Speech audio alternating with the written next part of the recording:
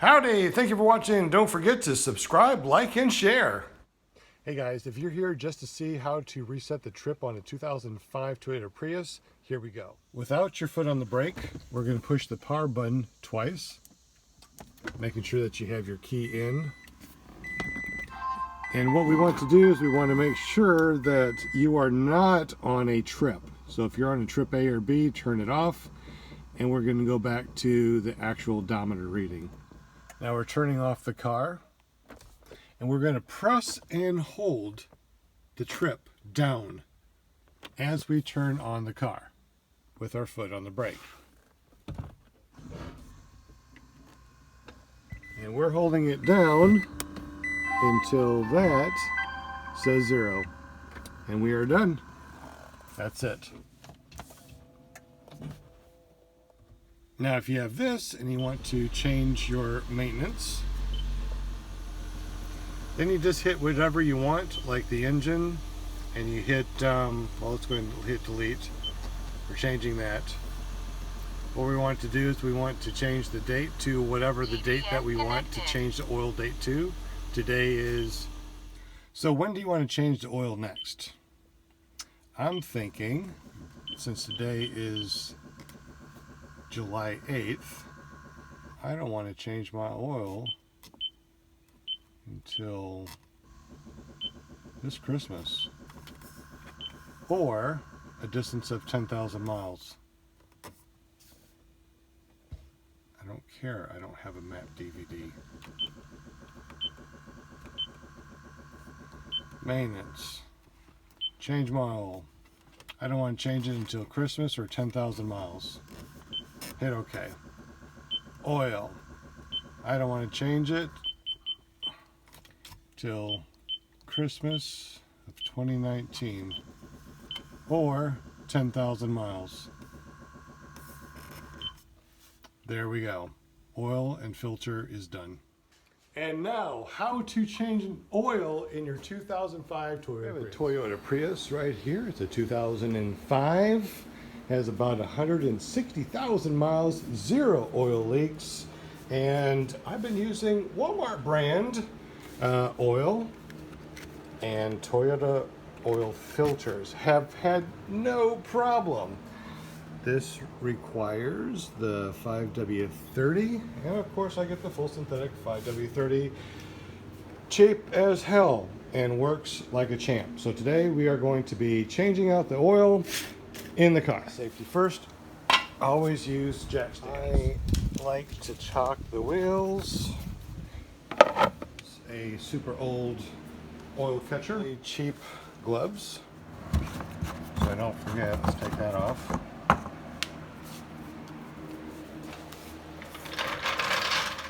Alright, so I'm going to double check to make sure that I open up that. I'm just leaving that right there so no debris gets in the oil. Checking the other stand, looks good. Just in case you didn't know, I will show you where your jack should go. There's a little rubber thing right there, and that's where you want to put your jack when you jack it up.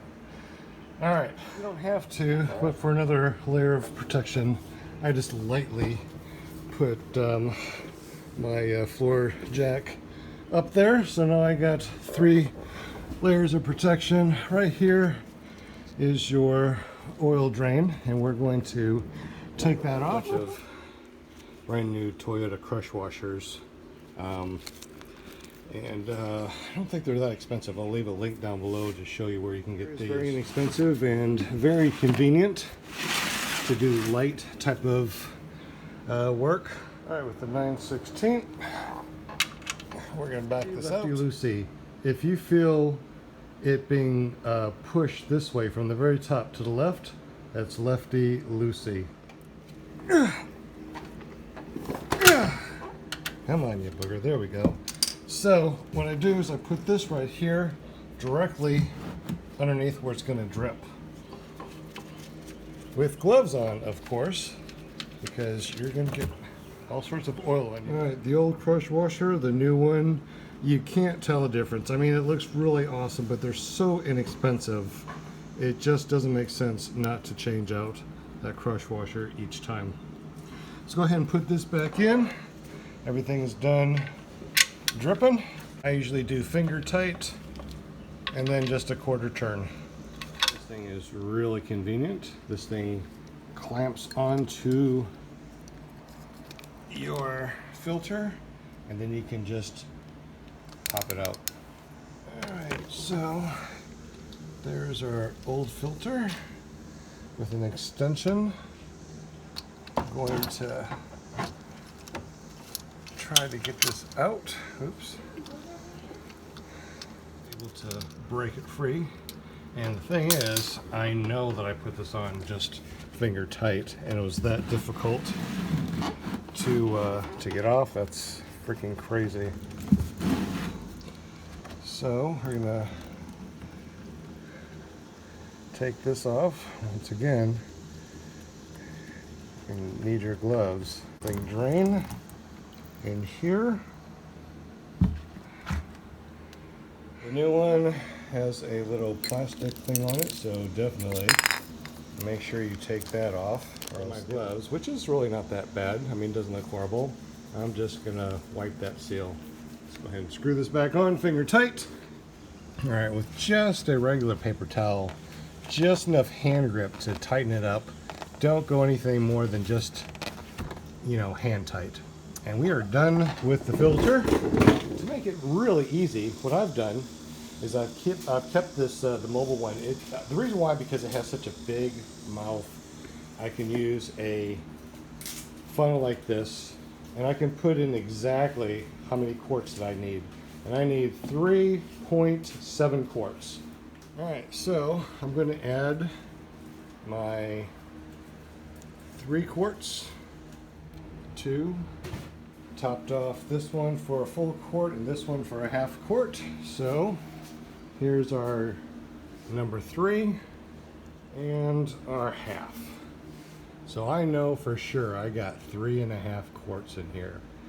And now what we're going to do is we're going to put the top back on, lower this thing down, start the engine. Here, there's nothing underneath. I have moved the jack stands, and now I'm going to lower the car. Because I have such a small car, this low profile jack really works great.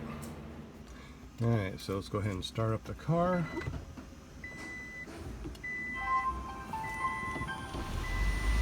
There we go. All right.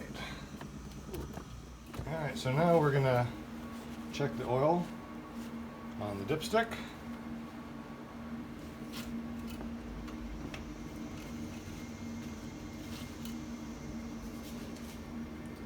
And it's right below the max fill line. So there we go, we are done. The old one, the old filter in the trash. And I put the rest of the oil that was in there into these jugs. So now I have an empty jug and I'm going to pour all my old oil into here for recycling. And re-hang up my oil filters. And when I get a chance, I'll bring those to Walmart to get them recycled.